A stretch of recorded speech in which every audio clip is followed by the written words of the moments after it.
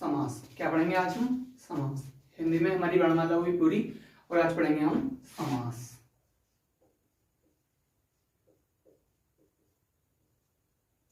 क्या पढ़ेंगे आज? समास। देखो समास के बारे में क्या क्या होता है। समास दो पदों या शब्दों, दो पदों या शब्दों से मिलकर बने एक नवीन सार्थक शब्द को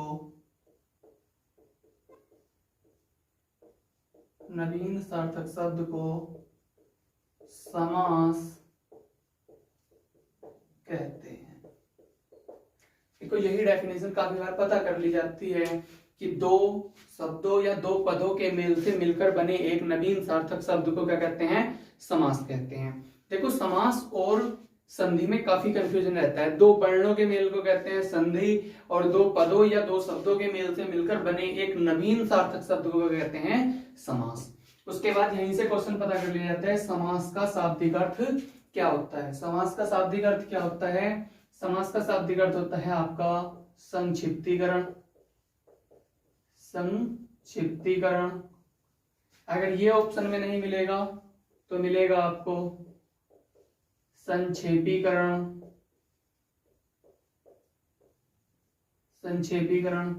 ये ऑप्शन में आपको मिल सकता है। ठीक है। समास का शाब्दिक अर्थ क्या होता है? संक्षिप्तीकरण करना या फिर संक्षेपीकरण करना, दोनों बात एक ही है। उसके बाद समास आपका दो शब्दों से मिलकर बना होता है। देखो कौन कौन से हैं।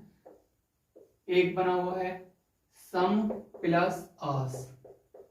सम प्लस आस बराबर होता है समास। जहां पर सम का अर्थ क्या है? संक्षिप्त। पता कर लिया जाता है सम का अर्थ क्या है? संक्षिप्त। और आस का अर्थ क्या है? कथन।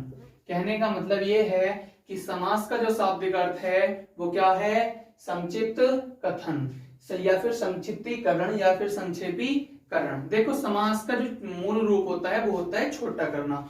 जैसे कि मैं लिख दूं यहां पर राजाज्ञा। क्या लिखा हुआ है? ये राजाज्ञा। तो इसका जो पूर्ण अर्थ है वो है आपका राजा की आज्ञा।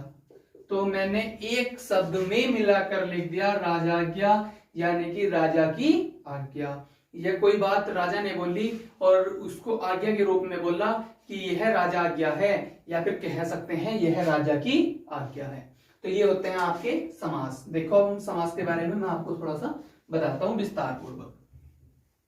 लेकिन एक बात ध्यान रखना, डेफिनेशन पता कर ली जाती है दो शब्दों या दो पदों के मेल से मिलकर बने एक नवीन सार्थक शब्द को। नवीन मतलब नया होता है, सार्थक मतलब जिसका कुछ अर्थ हो। एक होता है सार्थक, एक होता है निरर्थक। निरर्थक का मतलब होता है जिसका कुछ अर्थ ना हो, और सार्थक का मतलब होता है जिसका कुछ अपने आप में अर्थ हो। चलो आगे चलते हैं।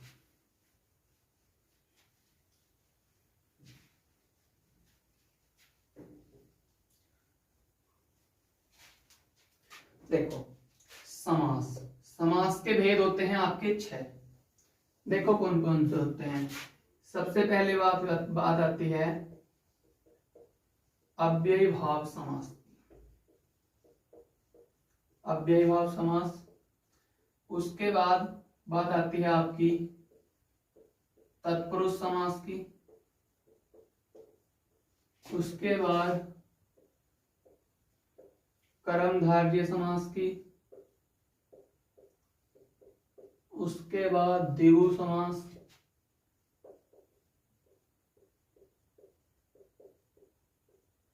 उसके बाद द्वंद्व समास और उसके बाद बहुव्रीहि समास। ये होते हैं आपके समास। समास के भेद कितने होते हैं? 6। समास के भेद कितने होते हैं? 6। अव्ययीभाव समास, तत्पुरुष, कर्मधारय, द्विगु, द्वंद्व और बहुव्रीहि। ये होते हैं आपके समास के भेद। अब देखो आपका ऑप्शनली पेपर है, ऑप्शन में अगर आपके 6 नहीं है तो क्या लगाना है? आपका समास के भेद पता करा जाए और उसमें ऑप्शन 6 है 6 नहीं है, 3 है, 4 है, 5 है, 7 है, 6 उसमें ऑप्शन है ही नहीं। तो हमें क्या ऑप्शन में लगाना है? तो हमारा आंसर होगा फिर आपका कौन सा सही होगा? 4। समास के भेद पता कर लिए जाएं और उसमें 4 और 6 में से 4 है, तो आपको क्या लगाना है? फिर 4 सही लगाना है, क्योंकि द्विगु समास और कर्मधारय समास किसके भेद हैं? तत्पुरुष समास के भेद हैं। अगर ऑप्शन में आपके 6 नहीं है तो फिर क्या लगाना है? आपको 4 सही लगाना है। अगर 4 6 दोनों है तो फिर आपको 6 लगाना है, क्योंकि तत्पुरुष समास के भेद हैं कर्मधारय समास और द्विगु समास। ये दोनों किसके भेद हैं? कर्मधारय समास के। चलो देखो आगे देखते हैं। अगर आपके 6 ऑप्शन में नहीं है तो फिर क्या लगाना है आपको? 4। देखो बात आती है प्रधानता के ऊपर लेकर। प्रधानता से भी एक क्वेश्चन बन जाता है कि किस समास का कौन सा पद प्रधान होता है। तो देखो अव्ययीभाव समास में 2 पद होते हैं, एक प्रथम पद और एक द्वितीय पद। तो अव्ययीभाव समास का प्रथम पद प्रधान होता है, प्रथम पद प्रधान। तत्पुरुष समास, कर्मधारय समास और द्विगु समास के दोनों पद प्रधान होते हैं, सॉरी द्वितीय पद प्रधान होता है, द्वितीय पद प्रधान। द्वंद्व समास के दोनों पद प्रधान होते हैं, दोनों पद प्रधान होते हैं। बहुव्रीहि समास में कोई अन्य पद प्रधान होता है, कोई अन्य पद प्रधान, या फिर कोई तीसरा बोल सकते हैं, कोई अन्य बोल सकते हैं या फिर कोई तीसरा। जब 2 ही पद होते हैं तो तीसरा अन्य में ही जाएगा या फिर कोई तीसरा जाएगा। अब देखो बात आती है प्रथम पद और द्वितीय पद की। देखो ये लिख लेना, यह पता होने चाहिए कि प्रथम पद को हम वो अब जो देता है प्रथम पद या फिर द्वितीय पद नहीं देता, प्रथम पद द्वितीय पद। प्रथम पद को लिखकर देता है पूर्व पद और द्वितीय पद को लिखता है वो उत्तर पद, उत्तर पद। तो ऑप्शन कैसे क्वेश्चन बनता है? किस समास का उत्तर पद प्रधान होता है या किस समास का पूर्व पद प्रधान होता है? तो किस समास का पूर्व पद प्रधान होता है? अव्ययीभाव समास का पूर्व पद प्रधान होता है।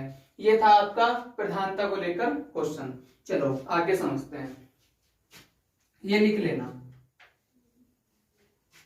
चलो देखो अव्ययीभाव समास। अव्ययीभाव समास अव्यय होते हैं, अव्यय शब्द वे होते हैं जिनके हम विखंडन ना कर सके, जिनका हम संधि विच्छेद ना कर सके, जिनको हम ना तोड़ सकें। उसके बाद यहाँ पे बात आती है अव्ययीभाव समास में आपको अव्यय लगे हुए मिलेंगे, उपसर्ग लगे हुए मिलते हैं शुरू में। कहाँ पे उपसर्ग लगे हुए मिलते हैं? शुरू में। उपसर्ग जो लगते हैं वो लगते हैं शब्द के शुरू में, और प्रत्यय जो लगते हैं प्रत्यय लगते हैं शब्द के अंत में। प्रत्यय कहाँ पे लगते हैं? प्रत्यय शब्द के अंत में लगते हैं, और उपसर्ग शब्द के प्रारंभ में लगते हैं या फिर शुरू में लगते हैं, कह सकते हैं। तो देखो भाई उपसर्ग कौन कौन से होते हैं? उपसर्ग होते हैं आ, अनु, हर, भर, प्रति, यथा, यावत, उप। ये आपके उपसर्ग हैं जो आपको अव्ययीभाव समास में लगे हुए मिलेंगे, शब्द के प्रारंभ में लगे हुए मिलते हैं। किसमें? अव्ययीभाव समास में। ये आपको शब्द के प्रारंभ में लगे हुए मिलेंगे। बाकी आपको जब और तरीके से कराऊंगा तब आपकी एग्जाम्पल तभी दिखाएंगे। जैसे कि आ जाता है आजन्म, लो एग्जाम्पल भी लो, आजन्म, या फिर आ जाता है अनुरूप। अनुरूप ये एग्जाम्पल किसके होते हैं? आपके अव्ययीभाव समास के। उसके बाद एक एग्जाम्पल यहां से एक क्वेश्चन और बनता है। एक क्वेश्चन क्या बनता है? देखो कौन सा बनता है, लिख लेना नोट पॉइंट करके। नोट पॉइंट, नोट पॉइंट की बातें थोड़ा ध्यान रख विशेष तरीके से करके लिखते हैं। देखो क्या होता है, जहां पर एक शब्द की, जहां पर एक शब्द की पुनरावृत्ति 2 बार की जाती है, जहां पर एक शब्द की पुनरावृत्ति 2 बार की जाती है वहां पर अव्ययीभाव समास होता है। देखो जैसे कि होता है आपका एग्जाम्पल है रातों रात, दिनों दिन, सड़कों सड़क, सड़कों सड़क। इसमें कौन सा समास होता होगा आपका? अब अव्ययीभाव समास। उसके बाद बात आती है आपकी, किसकी बात आती है? तत्पुरुष समास की। तत्पुरुष समास में क्या होता है? तत्पुरुष समास में होता है आपका विभक्तियों का लोप। देखो काफी बार क्वेश्चन पता कर लिया जाता है कि किस समास में विभक्तियों का लोप होता है। तो किस समास में विभक्तियों का लोप होता है? विभक्ति का लोप होता है आपका किसमें? तत्पुरुष समास में विभक्ति का लोप। तो देखो हमें ये विभक्ति भी याद होनी जरूरी है। देखो विभक्ति कौन कौन सी होती है मैं बता दूं आपको। कर्ता ने, कर्ता ने का प्रयोग समास के अंतर्गत नहीं किया जाता, तो इसीलिए इसको खत्म भी कर दिया जाता है, मानना ही नहीं जाता। विभक्तियों में पढ़ाया जाता है लेकिन यहाँ पे समास में विभक्ति का प्रयोग, कर्ता ने का प्रयोग नहीं होता।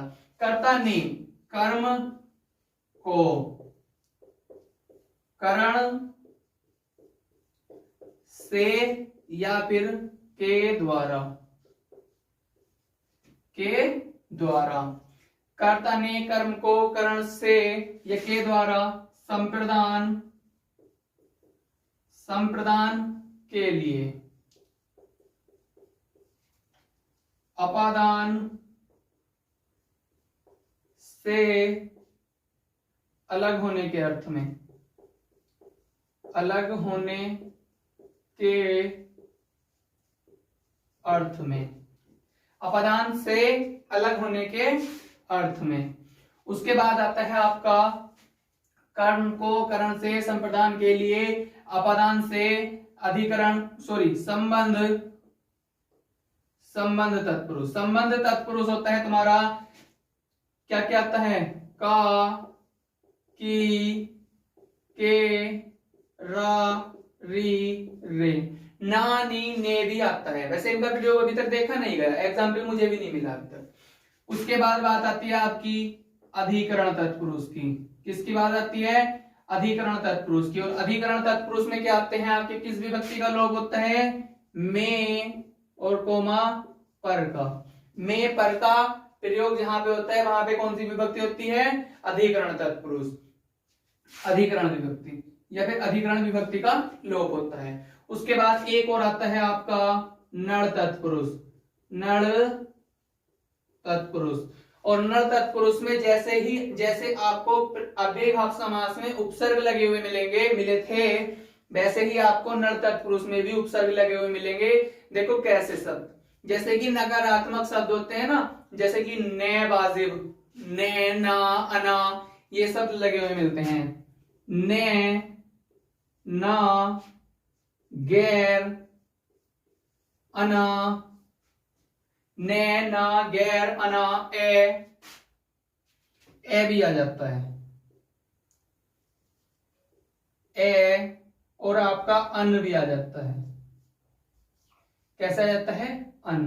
देखो ने, ना, गैर, अना, ए का ए से आ जाता है ए जन्मा, ने जन्म लेने वाला। मतलब निगेटिव सेंस में जहां पर प्रयोग होता है वहां पे कौन सा समास होता है आपका? नड़ तत्पुरुष समास वहां पे आपका होता है। ये था आपका तत्पुरुष समास। उसके बाद अभी इनके एग्जाम्पल भी कराऊंगा। सारी विभक्तियों के कर्म तत्पुरुष अलग है, करण तत्पुरुष अलग है, संप्रदान तत्पुरुष अलग है, अपदान, संबंध, अधिकरण, नड़ तत्पुरुष समास, ये इनके सारे एग्जाम्पल भी मुझे आपको कराने हैं, अभी कराऊंगा। उसके बाद देखो, उसके बाद बात आती है आपकी कर्मधारय समास की।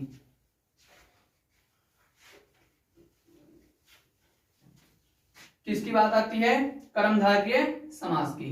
कर्मधारय समास जो होता है उसमें आपका देखो यहां से क्वेश्चन बनता है कर्मधारय समास से। कर्मधारय समास में एक होता है आपका उपमेय, एक होता है उपमान, एक होता है उपमेय, एक होता है उपमान। और इसमें देखो एक उपमेय होता है और एक उपमान होता है। अब देखो पता करा जाता है उपमेय क्या होता है और उपमान क्या होता है। उपमेय होता है जिसकी तुलना की जाए, जिसकी तुलना की जाए। और उपमान क्या होता है, जिससे तुलना की जाए, जिससे तुलना की जाए।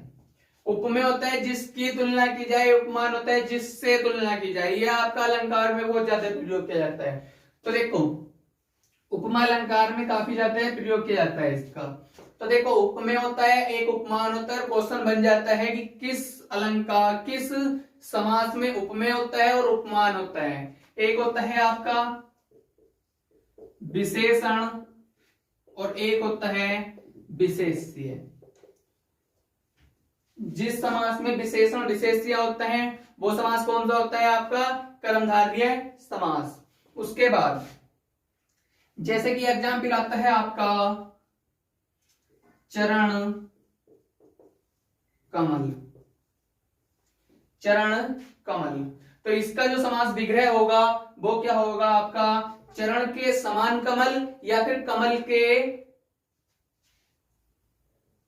कमल कलम लिखा गया था, कमल, कमल के समान चरण। तो इसका जो समास विग्रह होगा वो क्या होगा, कमल के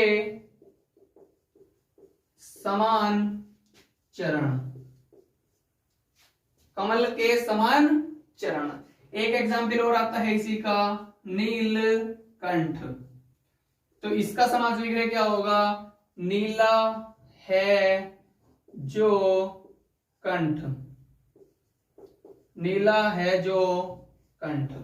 तो इसका नीलकंठ का समास विग्रह क्या होता है, नीला है जो कंठ। और चरण कमल का क्या होगा, कमल के समान चरण। उसके बाद बाकी एग्जाम्पल इसके जब इसकी डेफिनेशन करते हुए आएंगे तब करेंगे। तो देखो, और इसका समास विग्रह करते समय, इसका कर्मधारय समास का समास विग्रह करते समय क्या क्या अर्थ निकलता है, पहचान होती है। जब समास विग्रह करते हैं तो दोनों पदों के बीच में जो अर्थ निकलता है वो निकलता है जो के समान, है जो के समान, या फिर के समान अर्थ भी निकलता है। ये था आपका कर्मधारय समास। उसके बाद बात आती है आपकी द्विगु समास की। किसकी बात आती है, द्विगु समास की। और द्विगु समास में आपका क्या होता है, द्वितीय पद प्रधान होता है। क्या होता है, द्वितीय पद प्रधान होता है। ये लिखा हुआ, इन तीनों के द्वितीय पद प्रधान होते हैं। अव्ययीभाव समास का प्रथम पद प्रधान होता है, द्वंद्व समास के दोनों पद प्रधान होते हैं, बहुव्रीहि समास का कोई तीसरा पद प्रधान होता है। तो देखो द्विगु समास में क्या करते हैं, द्विगु समास में प्रथम पद होता है संख्यावाचक, प्रथम पद संख्यावाचक होता है। क्या होता है, प्रथम पद संख्यावाचक होता है। जैसे कि देखो कैसे एग्जाम्पल होते हैं इसके,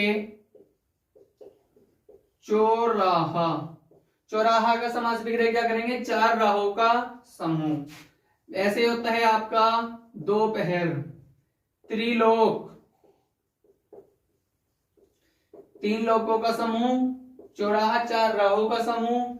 ऐसे आता है आपका पंजाब, पंजाब क्या होता है, पांच नदियों का समूह। उसके बाद आता है आपका मुंबई,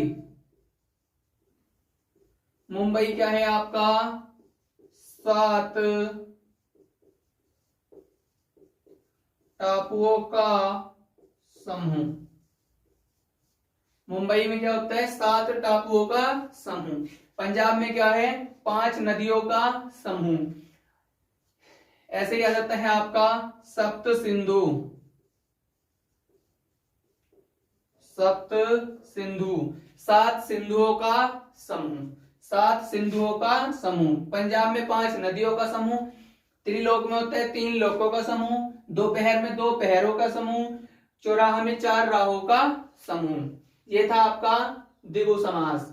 बात आती है द्विगु समास में। देखो जहां पर भी आपका समूह, समूह का निर्माण हो, इसमें क्या होता है, समूह का भी निर्माण होता है। क्या होता है, समूह का निर्माण होता है। किसमें होता है, आपका द्विगु समास में। तो देखो और कैसे होते हैं इसके एग्जाम्पल, और इसके एग्जाम्पल बताता हूं मैं आपको। जैसे कि आता है इसमें 80, 80 किस में आएगा आपका, द्विगु समास में। 20, 30, 40, 50, 60, 70, 90, 100, ये जो जीरो वाली गिनतियां होती हैं वे किसमें आती हैं, आपकी द्विगु समास के अंतर्गत। जीरो वाली सभी गिनतियां किसमें आती हैं, आपकी द्विगु समास के अंतर्गत। अब आप बोलने लगो कि दशानन क्यों नहीं आया, 10 क्यों नहीं आया, क्योंकि 10 को हम लिख सकते हैं दशानन। क्या लिख सकते हैं, दशानन। 10 है आनन जिसके, 10 है आनन जिसके। दशानन बोलते हैं हम रावण को भी। रावण के अतिरिक्त कोई अन्य की ओर अर्थ गया तो हमारा समास कौन सा हुआ, पहले जो वरीयता देंगे बहुव्रीहि समास को देंगे। अगर बहुव्रीहि समास ऑप्शन में नहीं है तब, बहुव्रीहि समास ऑप्शन में नहीं है तब हमारा क्या आंसर होगा, द्विगु समास आंसर हमारा होगा। ये वरीयता देनी होती है, वरीयता देनी मैं आप लोगों को बताऊंगा। देखो दशानन, दशानन होता है कौन, दशानन था रावण। दशानन नाम लिया तो हमारा किसकी ओर संकेत गया, किसी तीसरे की ओर, मतलब रावण की ओर। रावण कौन था, एक व्यक्ति था, मतलब कोई अन्य पुरुष की ओर।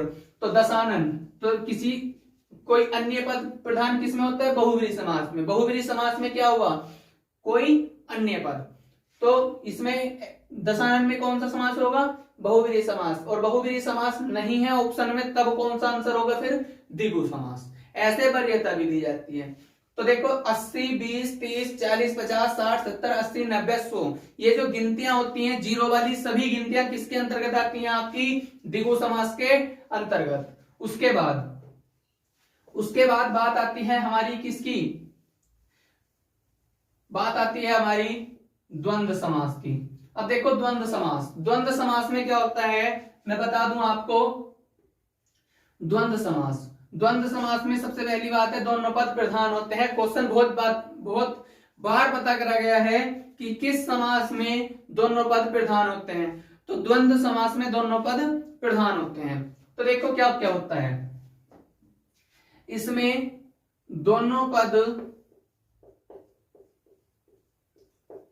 एक दूसरे के विलोमार्थक होते हैं। विलोमार्थक या बोल सकते हैं विपरीतार्थक या विलोमार्थक, जिसको आप बोलते हो अपोजिट बोलते हो। विपरीतार्थक होते हैं तत् और योजक चिन्ह का प्रयोग किया जाता है। किसका प्रयोग किया जाता है, योजक चिन्ह का प्रयोग किया जाता है। और योजक चिन्ह लगता है आपका ऐसे, ये लगा हुआ है आपका योजक चिन्ह।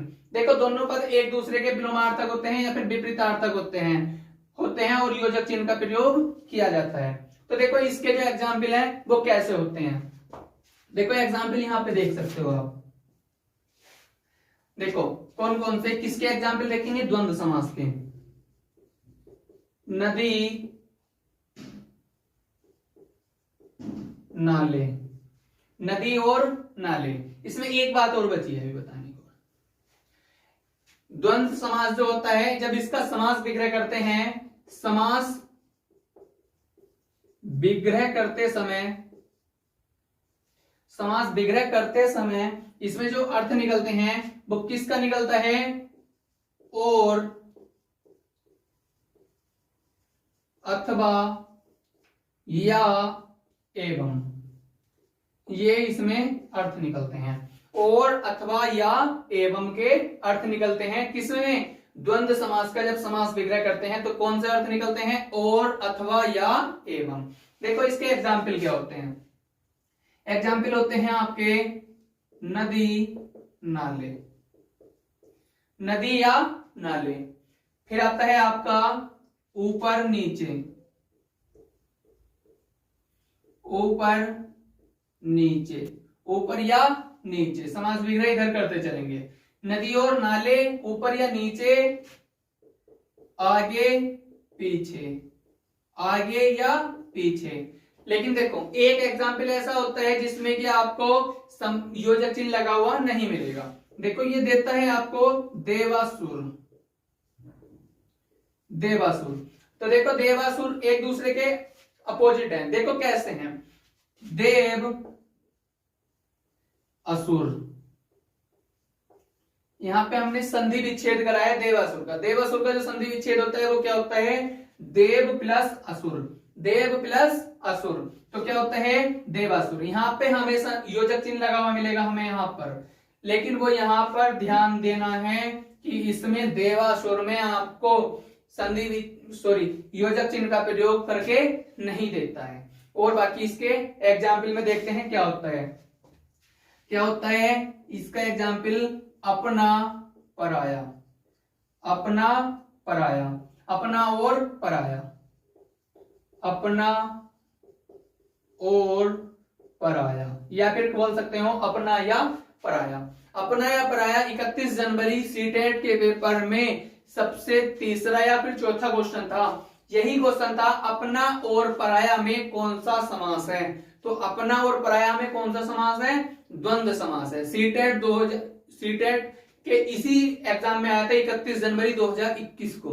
31 जनवरी 2021 में यही क्वेश्चन था समास से, अपना पराया में कौन सा समास है। तो कौन सा समास है आपका, द्वंद्व समास है। उसके बाद बाकी इसके एग्जाम्पल में करते हैं। तो देखो आगे चलते हैं। आगे बात आती है हमारी, किसकी बात आती है, बहुव्रीहि समास की। और मैं बता चुका हूं बहुव्रीहि समास में कोई अन्य पद प्रधान होता है, और इसकी एक छोटी सी पहचान भी है कि जितने भी भगवान के नाम हैं वो किसके अंतर्गत आते हैं, आपके बहुव्रीहि समास के अंतर्गत आते हैं। चलो अब आपको हेडिंग बनानी है अव्ययीभाव समास। हेडिंग बनाओ,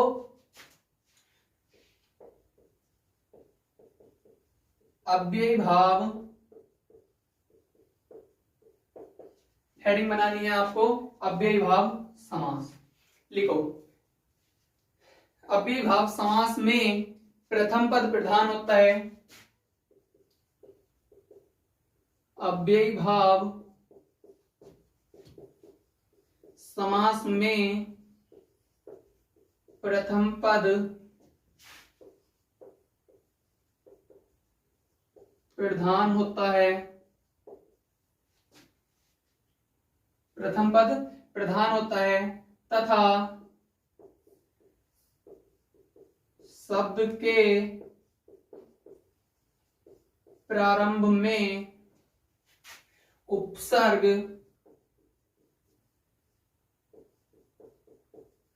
लगे होते हैं। ये उपसर्ग देखो कौन कौन से हैं, मैं बता भी चुका हूं आपको। आ, अनु, हर, भर, यथा, यावत, प्रति, उप। ये आपको उपसर्ग लगे हुए मिलेंगे। किसमें, अव्ययीभाव समास में। क्या लगे हुए मिलते हैं, अव्ययीभाव समास में आपको उपसर्ग लगे हुए मिलते हैं। कौन से, आ, अनु, हर, भर, यथा, यावत, प्रति, उप। जैसे कि देखो इनके एग्जाम्पल देखो कौन कौन से होते हैं। एग्जाम्पल होता है आपका आजन्म। आजन्म, आजन्म का मतलब होता है जन्म से लेकर, जन्म से लेकर। उसके बाद बात होती है अनुरूप की। अनुरूप एग्जाम्पल में आए, अनुरूप में कौन सा समास है, तो अनुरूप में कौन सा समास है आपका, अव्ययीभाव समास। और मैं बता भी चुका हूं आपको कि समास का प्रथम पद प्रधान होता है, अव्ययीभाव समास का प्रथम पद प्रधान होता है। काफी बार एग्जाम्पल में, एग्जाम में क्वेश्चन आ चुका है कि समास का पूर्व पद प्रधान होता है। पूर्व पद आ जाए या फिर प्रथम पद आ जाए, बात आपकी एक ही है। उत्तर पद आ जाए या फिर द्वितीय पद आ जाए, बात आपकी एक ही है। तो किस समास का द्वितीय पद प्रधान होता है, एक तो तत्पुरुष समास का होता है, कर्मधारय समास का होता है, और द्विगु समास के उत्तर पद या फिर द्वितीय पद प्रधान होते हैं। तो देखो अनुरूप का होता है रूप के योग्य, रूप के योग्य, रूप के योग्य, अनुरूप। उसके बाद बात आती है हर, भर। हर का एग्जाम्पल याद नहीं आ रहा, भर का होता है भरपेट। क्या होता है? भरपेट। भरपेट का होता है पेट भरकर, पेट भरकर। जैसे आप किसी होटल पे जाते हो और उससे बोलते हो भाई ये बता पेट भरकर जो खाना मिलेगा वो कितने का मिलेगा, या फिर कितने रुपए थाली है, पेट भरकर खाना है, हमें भरपेट खाना है। बोल देते हैं ना, किसी छोटे होटल पे जाते हैं तो बता भाई ये बता कि भरपेट खाना कितने रुपए का, जब ज्यादा भूख लगी हुई होती है। उसके बाद आगे देखो एग्जाम्पल,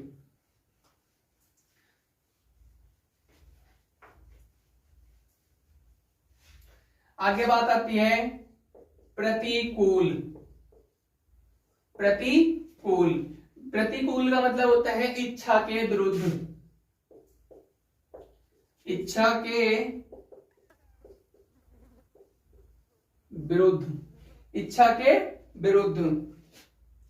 उसके बाद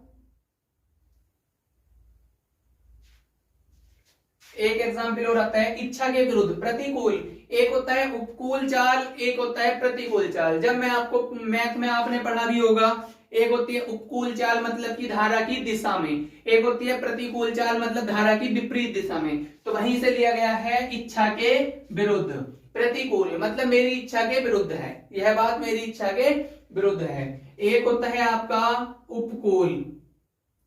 उपकूल, उपकूल बोल सकते हैं इच्छा के अनुसार, इच्छा के अनुसार। एक और आता है आपका यथासंभव। यथासंभव, यथासंभव का समास विग्रह होता है जैसा संभव हो, जैसा संभव हो। यह है आपके समास और यह है आपके समास विग्रह, चाहे आप लिख भी सकते हो ऊपर समास, और ये क्या है आपके समास विग्रह। क्या है ये आपके समास विग्रह।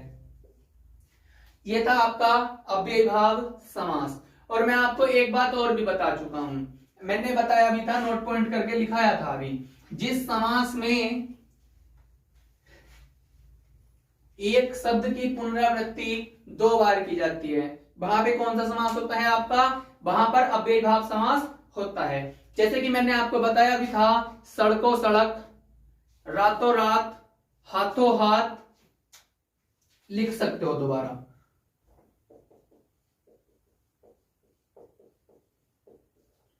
देखो, जहां पर एक शब्द की पुनरावृत्ति 2 बार की जाती है, वहां पर अव्ययीभाव समास, वहां पर अव्ययीभाव समास होता है। देखो कैसे होता है, जहां पर एक शब्द की पुनरावृत्ति 2 बार की जाती है वहां पर अव्ययीभाव समास होता है। अब देखना है कैसे होता है। एग्जाम्पल लिखो, सड़कों सड़क, सड़कों सड़क कहने का मतलब है सड़क ही सड़क। अगर आप समास विग्रह आपसे कभी करा नहीं जाता, लेकिन हमें अर्थ का पता होना जरूरी है। दिनों दिन, दिनों दिन, रातों रात, पल पल। तो जहां पर एक शब्द की पुनरावृत्ति 2 बार की जाती है वहां पर कौन सा समास होता है आपका? अव्ययीभाव समास होता है। वहां पर कौन सा समास होता है आपका? अव्ययीभाव समास होता है। और बाकी करते हैं इसके बारे में, तत्पुरुष समास, कर्मधारय, द्विगु, द्वंद्व और बहुव्रीहि करेंगे कल। आज के लिए इतना।